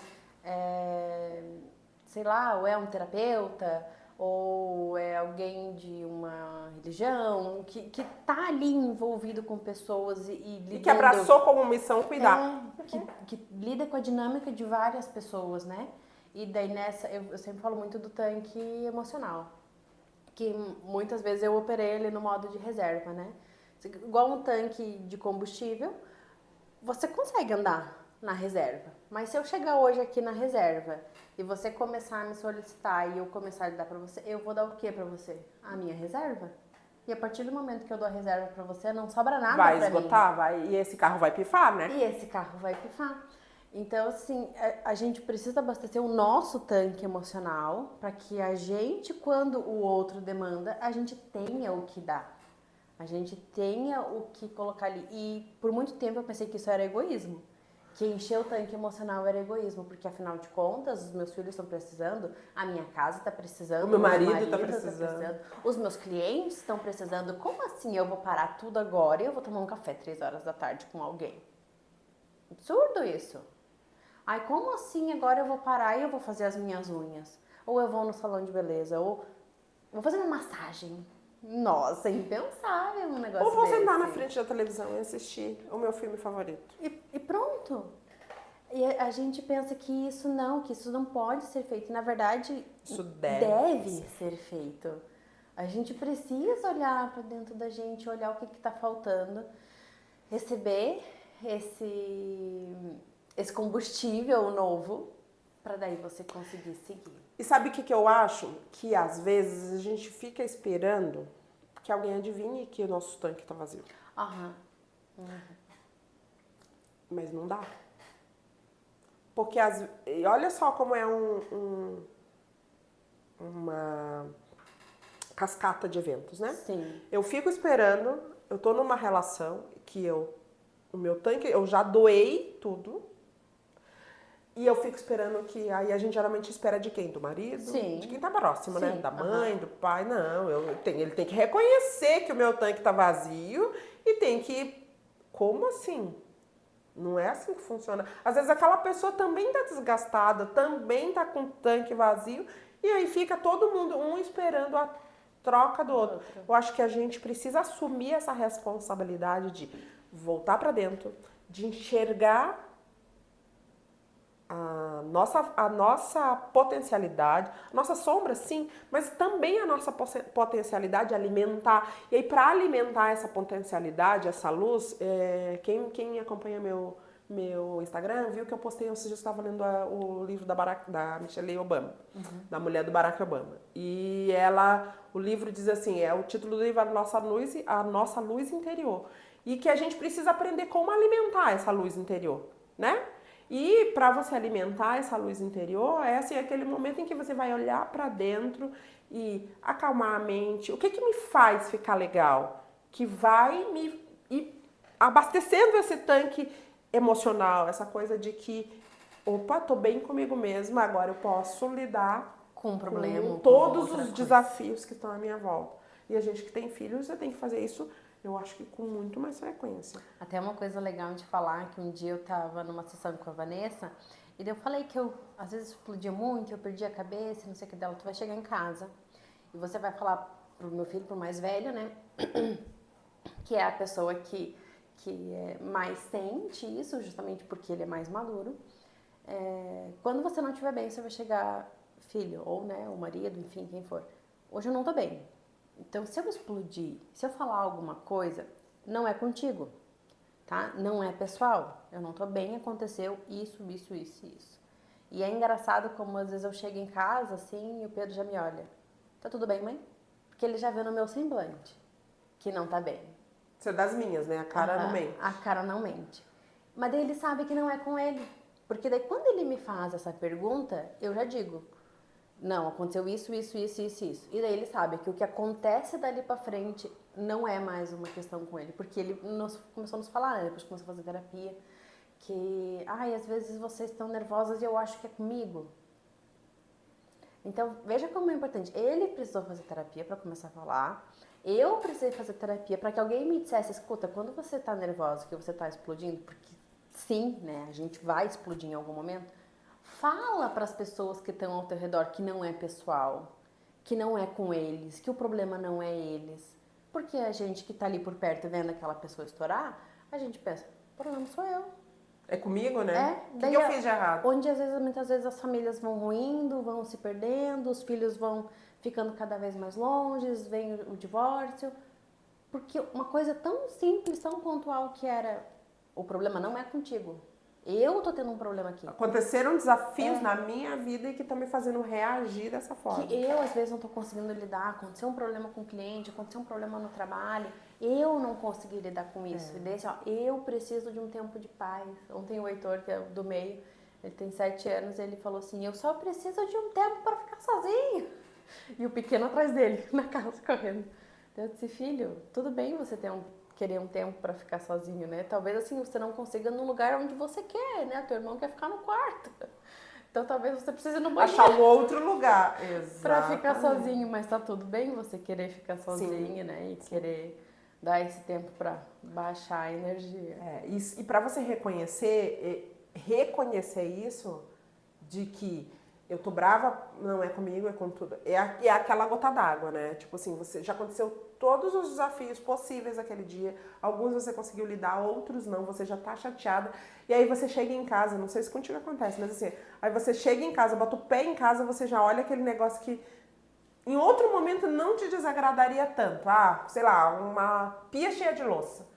Cara, aquela pia cheia de louça naquele dia onde você não tá mais no teu 100%, onde seja o teu estresse emocional, tudo, tu já tá ali na reserva, como você falou. E aí é a gota d'água do copo cheio, né? E aí, cara, estoura assim, nossa, que escândalo é esse por causa de uma pia de louça, né? Acabou de chegar em casa. É que daí é justamente isso. Não é só a pia de louça, é todo o resto. E sim, não é com aquelas pessoas que estão lá. É contigo mesmo, com tudo que te aconteceu de desafio naquele dia. E aí você ganha consciência quando você volta pra si, volta pra ti. Isso funciona pra tudo. Funciona pra birra de... Como é que eu lido com uma birra de criança? Ah, lido com uma birra de criança. Cara, vai variar. Vai ter aquele dia em que você vai lidar com a birra de criança. Você quer se debater? Então vai lá. Você vai sentar e esperar. Sentar e esperar. Passou? Show. Melhorou agora você tá bem? Então, show, vamos embora. Ou não, tem aquele dia que você não tá com tempo de sentar e olhar. Comigo já aconteceu, eu catei, um dia a minha filha mais velha fez uma birra, eu catei ela assim, ó, nos braços, e saí caminhando, centro afora, pra quase chegar em casa. Os braços no outro dia estavam mortos, mas era o que deu pra eu fazer aquele dia. É o que deu pra fazer né? naquele momento. E aí a gente, quando lida com essas situações de desafio, a gente às vezes, principalmente com relação a crianças, a gente às vezes está preocupado com o que os outros vão pensar, né? Toda a vida. O que vão dizer de mim, que eu sou uma mãe ineficiente, que eu sou uma mãe incompetente e tal. E eu acho que a gente tem que parar assim, foi como eu consegui lidar. Talvez você vai ter que uma hora sentar com seu filho, e se você acha que extrapolou, pedir desculpas, que eu acho que não tem problema. Nenhum você pedir desculpa para um filho. Acho sim que você fazer uma parentalidade de estar junto, de acolhimento, não quer dizer ser permissivo. Eu acho que os limites precisam ser colocados. Mas vai ter dia que você não vai conseguir. É como você diz, o dia ideal é aquele que funcionou tudo. Mas esses dias ideais, eles não são muito frequentes. Tem dia que a criança vai comer no sofá mesmo, assistindo televisão. E que às vezes é o jeito dela sentar e comer, né? Mas para tudo isso, para você ter consciência de tudo isso e desses momentos em que você tem que se perdoar, se permitir, você precisa voltar para dentro. Eu acho que a chave da conversa quanto eu tô dando para mim esse momento de me cuidar, de olhar para dentro de mim, alimentar essa minha luz para eu poder lidar com os outros desafios. Então, assim, isso pode ser de várias formas. Né? O se cuidar nem sempre envolve dinheiro. Nem sempre envolve dinheiro. Porque, claro que a gente vai pensar em exemplos, a gente vai puxar, vai fazer uma massagem, vai no salão. Pra nós funcionou a terapia, não sei pra ti, mas pra mim funcionou muito. Sensacional, não mas quero que ela me mas vai ter gente vai ter pessoas que não vão ter dinheiro pra pagar uma terapia. Apesar de que assim, né, quando a pessoa chega no momento que ela precisa, procura no SUS, né, porque existe terapia pelo SUS. Né, então se você tá sentindo que tá precisando, vai atrás. E existe muita barreira religiosa também, das pessoas acharem, não pode, não sei o quê. muito mais que Se religiosa, joga. como médica, Bruna. Eu vi Bora. muita gente achar que terapia é para louco.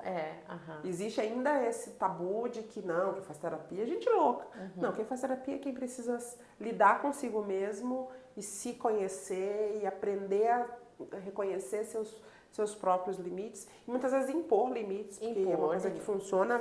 Às vezes a gente pensa que não, mas autocuidado, você se cuidar, também significa você dizer assim, ó, até aqui você pode vir. Se você fizer além daqui, você está passando do limite que eu suporto e eu não vou tolerar. Cara, isso é libertador. O não é libertador, É né? libertador você dizer, esse aqui é o meu limite, daqui você não pode ultrapassar. Porque a partir daqui você está me prejudicando, você está me ofendendo, você não tá sendo legal. Não é, pra mim não é legal. Talvez pra outra pessoa pode ser, mas pra mim não é legal. E lembrar que eu sempre falava isso e falo isso pros meus pacientes, que terapia não é assim. É aquela pessoa mágica que tá lá e que vai dar a chave de todos os desafios que você vai enfrentar. Não, não é isso. Eu acho que eu gosto de dizer que terapia é o momento em que você vai parar para falar sobre o que você quer falar e nesse momento você tem alguém que tem ferramentas que vão te ajudar a lidar, você mesmo lidar com esses desafios que fizeram você ficar meio perdido, assim, sabe? E olhar de fora. Eu acho que o terapeuta faz muito isso, olhar de fora. Você tá aqui naquele furacão e ele olha de fora e ele diz assim, você já olhou por esse outro ângulo? Olha para trás. Eu li um livro, chama Você Devia Conversar com Alguém, é uma coisa assim. É uma escritora americana. E ela diz que às vezes as grades da gente, que a gente está presa, ela cita que o terapeuta disse para ela que você se colocou naquela prisão, ela não tem um carcereiro, aquela prisão nem ao menos tem parede. Se você olhar para trás, você olha a saída, você não sai porque você não quer ou porque você ainda não viu. Você ainda não enxergou que não existem paredes na prisão que você mesmo se colocou. Só tá aquela grade lá e você tá grudado na grade, mas não tem parede, muito menos carcereiro. Né? Nossa, total, verdade. E aí o terapeuta vai falar e dizer assim, tu já olhou para trás? Tu já viu por este outro ângulo que isso pode ser assim? Ah, não tinha visto. Daí você fica igual um bobo. Meu Deus. Como eu não vi isso? Como eu não enxerguei? Mas às vezes você está tão envolvido no desafio que você não enxerga. Então a terapia serve para isso. Assim como o remédio. Às vezes você tem que apelar para o remédio. Tem uma certa pessoa assim que era um pouco resistente com o remédio. O remédio, Deus o livre. Deus o livre. Eu vou tomar remédio? Não mesmo. Posso, né? Mas não, eu acho que às vezes você chega nesse ponto em que o remédio é necessário, mas ele também não pode ser o remédio é a salvação da lavoura. Não, ele é o momento para... Ele é uma ferramenta, a química do seu corpo te ajudar, ele é mais uma ferramenta. Te ajudar a enxergar as coisas. Você conseguir acalmar aquele barulho que tá lá dentro da tua mente e que tá no teu corpo inteiro, porque o corpo reage a todas essas coisas que acontecem dentro da cabeça da gente. A gente sente dor de cabeça, a gente sente tremor, a gente sente palpitação, né? E aí o remédio serve para isso, para acalmar todas essas reações e você conseguir enxergar a saída, enxergar a luz no fim do túnel. Porque os desafios, eles vão seguir acontecendo. Sim. É a vida, como a gente conversou lá quando a gente começou a nossa conversa. Os desafios, eles seguem acontecendo. E aí a forma como eu lido com esses desafios é que vai mudar. E quando eu tô bem, quando eu tenho os meus momentos, eu vou conseguir lidar com eles melhor. Eu não tenho remédio, eu não tenho dinheiro para terapia, eu não sei se é isso mesmo que vai me fazer bem. Eu acho que tem uma série de coisas. Eu vou dizer algumas que funcionam para mim, Bruna, que não gasta dinheiro, você pode dizer umas que funcionam para você. E eu acho que cada um tem que buscar o que funciona para você, né? Por exemplo, eu adoro ler, então os momentos em que eu consigo sentar e ler um livro, e aí eu sou daquelas que lê a minha filha e diz assim, mãe, quando a mãe tá lendo o livro, a gente nem consegue falar com ela, porque ela parece que não escuta mais. Desliga e não... Então, sentar num lugar calmo e ler, pra mim faz muito bem. E aí pode ser qualquer tipo de livro, né? Pode ser um livro que você aprenda sobre você mesmo, os famosos livros de autoajuda, ou um livro de uma história, de um romance, nem que seja pra você viver aquele momento mundo mágico ali. mágico só enquanto você tá lendo. Funciona muito tem uma coisa que funciona muito pra mim, dormir. Amo. Então, o dia que eu posso dormir até mais tarde, pra mim, eu acordo renovada. Pra mim é a glória Não também. gasto, ninguém gasta dinheiro pra dormir, E eu não né? pago imposto pra dormir também. Podia dormir E 12 outra horas coisa que eu fácil. acho que funciona, às vezes todo mundo hoje tem Netflix. E às vezes você fazer uma busca ali na programação da Netflix, às vezes você acha um filme que possa ter alguma coisa. Só que a gente não pode assistir o filme por assistir. Eu sempre acho que a gente tem que ter um olhar mais profundo de saber que mensagem aquele filme tá passando. É óbvio, né? Você tá lá, olha só, né? Que não pode funcionar. Você tá lá, talvez para algumas pessoas funcione, pra mim eu acho que vai piorar. Você tá lá naquela vida louca, assim, totalmente desnorteado, você vai lá, senta, vai assistir um filme de terror. Não, Eu pra não mim sei, não eu dá. acho que não vai funcionar. Eu acho que vai te trazer uma energia um pouquinho mais pesada que talvez não vai te ajudar. Mas vai lá, mas eu não gosto de romance. Mas vai lá, assiste. Às vezes um Comédia. filme policial, às vezes a gente pensa, um filme policial tem uma série de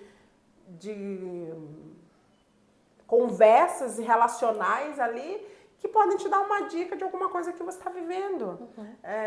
Vai lá, assiste uma comédia para você rir bastante. É fácil. Mas eu tô pagando dinheiro, mas esse dinheiro você já paga, então não é fora do orçamento, né? Então são coisas que pra mim funcionam. Outra coisa que funciona muito bem pra mim é fazer a unha. É uma delícia. Tirar o tempo pra ir fazer a unha pra mim é terapêutico, assim. Vou lá. Que linda que eu tô com as minhas unhas. Então, são coisas que funcionam e que vão custar nada ou pouco dinheiro, né? Pra mim também, dessa mesma forma. E pra mim, que né, tem esse muito barulho acontecendo o tempo todo, é ter tempo sozinho, né? Ter aquele tempo de paz. E daí, às vezes, eu penso muito na mãe atípica, né? Porque é esse mundo. E às vezes você pensa, eu não tenho tempo sozinho, porque tá sempre uma loucura. Mas às vezes você tá lá numa sala de espera, esperando o filho que entrou na terapia. Aí você pode ler um livro. Ou assim, eu só queria tempo de paz para eu assistir um vídeo aqui, um negócio que eu queria na internet. Então assim, bota um fone de ouvido, né? e faz isso. Ou então, assim, eu só queria um tempo de paz, nem que seja pra deitar no carro, bota o banco pra trás. O Gia cansou de fazer isso, assim, de estar esperando os meninos na terapia, deita o banco do carro e fica lá, porque ele sabe que ele vai ficar uma hora lá parado esperando. Então, por que não descansar? Por que não aproveitar pra abaixar, sabe, essa loucura da porque mente? às vezes a gente faz isso, né? Você tá esperando, aí você vai trabalhar, você vai fazer outra coisa que vai deixar você mais agitado. Mais agitado. Então, a gente não tira tempo nunca para ficar assim, relaxado. Claro, se tiver oportunidade, deixar as crianças com alguém e fazer alguma coisa que você queira mesmo, que você goste mesmo. É claro, às vezes gasta dinheiro, né? Mas se for possível, fazer aquilo que gosta. E às vezes assim, eu acho que, por exemplo, o casal, né? Quando tem filhos, e quando são filhos neurotípicos mais ainda, são poucos momentos que você tem junto com o seu marido. E há uma relação que também precisa ser alimentada, né? Então, tenho 2 pontos nisso. Eu acho que, você pedir pra alguém ficar com seus filhos e, mas eu não tenho dinheiro pra ir pra um restaurante. Senta lá, faz uma comida pro seu marido, quem gosta de um vinho ou de alguma coisa, fica ali aquele momento, só os dois dentro de casa, já vai ser um momento Teve um dia que mais ficaram próximo, né? com os meninos pra gente, daí a gente saiu pra comer, mas a gente, naquela ânsia de voltar rápido, assim, daí chegou um momento que eu disse, mas a gente nem conversou o suficiente, isso a gente já tava no caminho voltando pra casa, né? Eu disse, a gente nem conversou o suficiente, né? Eu disse, estaciona o carro um pouco aí, vamos conversar mais uma meia hora. E ficamos nós dois dentro do carro conversando ali mais uma meia hora. Porque a gente precisa desse tempo. Sim. Pra falar de coisas muitas vezes que são, isso pra qualquer casal, né? Não só pra pais de crianças atípicas. Pra falar de qualquer coisa. Porque em casa a gente tá 100% do tempo lidando ou com o trabalho, ou com as crianças, ou com as dinâmicas da casa. Sempre assim. Você tá sempre lidando com aquilo, né? Esbarram no outro, leva fulano pra lá, que eu tô indo Pagou tal coisa. Já fez isso. Escuta, me ligaram. Esquece de pagar o negócio. Escuta, me ligaram, mas que você não pagou a conta, tá? Ai, meu Deus, pelo amor de Deus, eu vou pagar agora. Exatamente. E lembrar disso, né? Que essa coisa, a gente tá falando do autocuidado, especificamente as mães, Mas lembrar que todo mundo precisa. Todo o marido mundo. vai precisar desse momento de autocuidado. Talvez você tenha que identificar que o seu filho está precisando daquele, tipo, o teu filho gritou, eu quero ficar um momento sozinho. Talvez ele precise daquele momento sem estar com os irmãos, né? Um momento entre uma mãe, quem tem 3, tem que fazer desses momentos, né? Hoje eu vou sair tomar um café com esse filho. É porque você não gosta dos outros 2? Não é, mas acho que aquele filho tem uma determinada demanda que só você e ele, você pode identificar, você pode dar... Ele vai se sentir visto, né? E de fazer o que aquele filho gosta de fazer. Sim, que não... porque quando tá os 3 juntos, tem que fazer o que todo mundo gosta. Que todo mundo gosta. Né? E não, hoje é só a mãe com aquele determinado filho, ou só o pai com aquele determinado filho, você vai fazer o que é dele, que é característico dele. E pra finalizar, a gente falou algumas vezes de uma coisa que é o tal do não dou conta, né? E eu acho assim, mulheres principalmente, têm uma característica de controle, né? Eu pego tudo, não, eu que sei fazer isso aqui. Não, me dá aqui que eu que sei. Me dá aqui que eu que sei fazer. Ou eu então, faço melhor que você. eu tô com tal problema. Já começa a cabeça, a minha já funciona assim. A minha já já começa a maquinar, tá, como é que eu vou resolver esse problema? A pessoa nem tá te pedindo ajuda. E você tá maquinando já como é que você vai ajudar. Tem uma série na Netflix que eu tava assistindo chamada Doces Magnólias. E ela fala muito dessa dinâmica entre a família, entre os amigos. E aí, no último episódio que eu tava assistindo, tem uma delas que tem uma característica, que ela acha que ela tem que resolver tudo. Pra variar, uma mãe, né? Sim. Que ela tem que resolver tudo. E às vezes, aí alguém do personagem diz assim pra ela, você precisa entender, eu sei que você vai sempre ter o ímpeto de querer resolver, mas você precisa entender se a pessoa que você está querendo ajudar está preparada para aquela ajuda. Se ela realmente quer que você resolva ou que você ajude ela a resolver. Sim. Porque às vezes ela ainda não está preparada para aquilo. A Lara Nesteruk que fala que a diferença está no pedido de ajuda, né? Porque se você tem uma velhinha para atravessar a rua e ela te pediu ajuda, ok, você está ajudando. Caso contrário, você é só um filho da puta arrastando uma velhinha. Arrastando uma velhinha, não. E é exatamente isso. Às vezes a gente quer resolver uma coisa que a pessoa nem pediu. E aí a gente como mulher e como mãe, que a maioria tem essa, vamos ajudar, e o que eu vou resolver, como eu vou fazer para resolver esse problema, eu acho que a gente tem que parar e dizer assim, tá, peraí, por que será que eu não tô dando conta? Será que eu não tô trazendo tudo pra mim, que eu não preciso trazer tudo pra mim? Pra quem que eu posso delegar? Eu sei que não é... Cara, é sério, juro. Delegar fala aqui de alguém que tem um potencial de controle, de querer controlar tudo muito intenso. Já fui pior e ainda estou evoluindo. Mas é um passo a passo de quem pode fazer isso aqui pra mim hoje, né? Porque eu tô com aquela sensação de que não dou conta, mas tá, por que você tá com tudo isso aí? Será que realmente você precisa estar fazendo tudo isso? Será que não tem ninguém que possa fazer determinada tarefa pra você? Porque a gente fica naquela, não, eu vou fazer porque fulano não faz bem feito, porque não é o jeito. Cara, o importante é que esteja feito, né? Se não foi, porque claro, se você delegar tem mais essa. Se você delegar, esteja preparada que a pessoa vai fazer do jeito dela e não do seu jeito. Que aí a gente tem essa, né? Não, eu mandei você fazer, você tem que fazer do meu jeito. Não, você mandou fazer, agora você vai ter que esperar que a pessoa faça do jeito dela, que a única coisa que você tem que dizer é isso aqui que é o meu resultado. E ponto final. Então, eu acho que faz parte dessa coisa do autocuidado você aprender a delegar. Porque a gente só não dá conta porque às vezes a gente está trazendo tudo para nós. E aí, assim, o delegar pode ser qualquer pessoa. Sim. Né? O delegar, às vezes até o filho mais velho que você diz assim, hoje eu não tô bem. Ou você dá uma segurada aí no teu irmão só pra ele ficar 20 minutinhos aqui, eu comigo mesmo. Isso já é delegar. Sim. Né? Ou o marido, hoje é tua vez. Né? Então, eu acho que lá a gente vai revezando, assim. São pequenas coisas. Demanda. E que a gente pode. Então, a gente já saiu aqui um filme, um livro. Um passeio, um ar livre. Às vezes a gente não para pra contemplar a natureza, pra olhar pro céu, pra pegar uma vitamina D. Ontem eu fui na casa do meu avô e um determinado momento a gente reuniu numa rodinha com os primos, assim, e ficamos lá no sol, assim, curtindo o sol e conversando. Daí no final do dia até a namorada do meu primo mandou uma mensagem. ai, foi tão legal, foi tão gostoso. Você parar e ficar ali conversando e falar e dar risada. E é coisa que você pode Renova, fazer né? com uma amiga, você vai lá, ô fulana, vamos tomar um chimarrão, vamos tomar um café, vai lá na casa dela, não tô, a grana tá curta, vamos lá, eu vou na sua casa, eu levo uma coisa que eu tenho já na minha casa. Aham. São todos momentos de autocuidado, né? De autocuidado, porque você sai, você dá uma relaxada, dá uma esparecida. E pra mim, autocuidado é sinônimo de autorrespeito. Porque quando você se olha dessa forma, você tá respeitando quem você é e todos os desafios que você enfrenta. Então, quando você separa esse momento pra ti, você se respeita como uma pessoa Sim. pra você seguir. E eu ouvi uma coisa esses dias que... Eu vou falar aqui, mas independente de religião, né? Que para nós cristãos a gente fala muito que a Bíblia traz que a gente deve amar as pessoas como nós mesmos.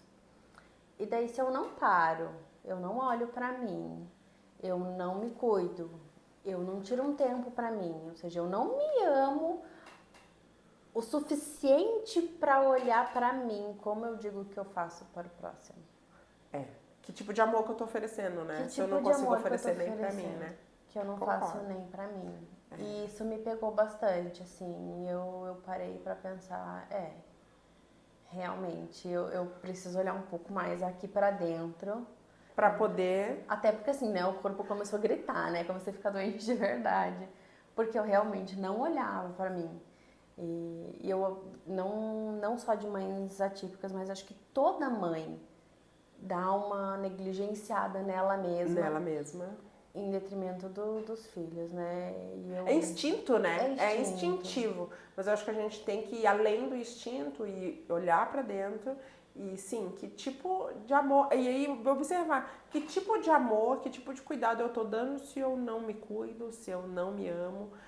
Fica até incoerente. Eu ouvi, me mandaram esses dias assim, morrer pelos filhos é fácil. Difícil é viver por eles. Por eles, E daí é verdade, você parar pra fazer exercício físico, você parar pra se alimentar melhor, você parar pra fazer uma terapia, você parar pra olhar pra você mesma. Isso sim é difícil. E aí muitas pessoas podem encarar como egoísmo. Ai, aquela mãe deixou os filhos com a avó e foi lá pra academia, ou foi lá pra, Tá só se pra preocupando terapia, com o corpo. tá se preocupando só com o corpo. Mas isso é muito mais. Isso é tanto amor pra ela quanto pros filhos. Porque já tá dito, assim, tem milhares de estudos falando que você educa pelo exemplo. Então, o que você está ensinando para o teu filho quando você está se cuidando? Que sim, que é importante eu cuidar da minha saúde, que é importante eu ir fazer uma atividade física. Porque como é que você vai dizer assim, filho, você tem que comer bem se você come um monte de porcaria?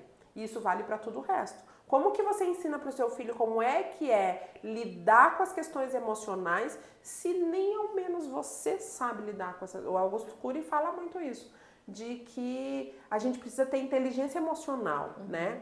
E a inteligência emocional é isso, como é que eu lido com esses desafios do dia a dia, e aí como eu ensino isso pro meu filho se nem eu sei. Se nem eu consigo. Se nem eu consigo. E aí a tendência é que eles repitam os nossos passos. Então daqui a pouco você assim, ai, meu filho tá fazendo isso. Peraí, mas o que foi que você mostrou pra ele, né? Como você disse pra ele, não reaja assim se você só reage dessa forma. Como você diz para o seu filho não seja violento se você só reage com violência, né? Como você diz para o seu filho, sei lá, tá tudo, não pode brigar se dentro da casa ele convive com todo tipo de briga o tempo inteiro. Então é incoerente, é minimamente incongruente. Mas eu acho que a mensagem que a gente quer deixar aqui, como mães, como mãe de 3, como profissionais e como você especialmente como uma mãe de criança atípica, é que é possível, tá tudo bem você olhar para dentro, você se cuidar, você ter os momentos para você, e aí essa hora que você vai emanar, porque é de dentro para fora. Então, eu cuido do que tá aqui dentro para que eu possa cuidar do que eu tá possa fora. cuidar de forma legal o que tá fora. A Michelle Obama, no livro dela, da Luz Interior, ela diz assim, eu não tô fazendo propaganda pra ela, nem conheço ela, tá? Mas o livro é bom. Mas o livro é muito bom. Que você tem que cuidar da sua luz interior para ela iluminar você e iluminar os outros que estão próximos a você, e aí a depender de quanto você tem de altruísmo, assim, até aonde você está disposto a ir, você pode iluminar o mundo. Exatamente. Né? Se cada um cuidar da sua luz interior, a gente ilumina o mundo. Eu acho que essa que é a principal mensagem. É cuidar da luz interior, e a gente pode listar, vai ficar para outros podcasts aí. Com certeza, a gente vai muito longe. Falar sobre isso. E eu queria deixar uma coisa pra gente encerrar, que nesse mundo da era digital, né, os nossos... Acho que foi a sua irmã que falou aquele dia, que os nossos filhos vão ser os nossos primeiros seguidores. E tem a propaganda do Boticário. A propaganda, acho que ela tava falando, é do Boticário. Não sei se você viu a propaganda dos pais. Não vi. Você é o primeiro influencer do seu filho. Olha, uau. É a propaganda do Boticário. Então, e as crianças, elas vão nos seguir, né? Que exemplo que a gente quer deixar para elas. Quem a gente quer ser para os nossos filhos. E eu tenho refletido muito nisso. E esse é o nosso legado. Os nossos filhos, a gente às vezes, quando fala em legado, a gente pensa assim, que vai ser o meu legado? Que obra é tão grande? Pra mim, como mãe, o meu legado são os meus filhos. Tudo que eu posso ensiná-los para que eles sejam as melhores pessoas. Assim, sabe, a Alice é filha da doutora Viviane. Sabe o Lucas, aquele atleta, é filho da doutora Viviane. Então, eles são os meus legados. Então, é muito disso. É muito disso. Então... Até a próxima. Mais dose de autocuidado. Espero que vocês tenham gostado. E não esqueçam, né, de... não esqueçam de seguir a gente, né? Daí tem o meu Instagram, da doutora Vivi Mendes Cunha, e o Instagram da Bruna. Tem o dela pessoal, mas o mais legal dela... É o novo, que é o Compartilhando Teia. Compartilhando Teia. Então, eu acho que eu li as histórias que você... Eu acho que eu tô um pouco atrasada, você já postou mais coisa. Mas serve para as mães de crianças atípicas, mas também serve para mães de crianças típicas. Eu acho que são experiências de mãe. Sim. E dividir essas experiências é muito legal. Ai, fiquei feliz de estar aqui. Ai, eu também! Obrigada!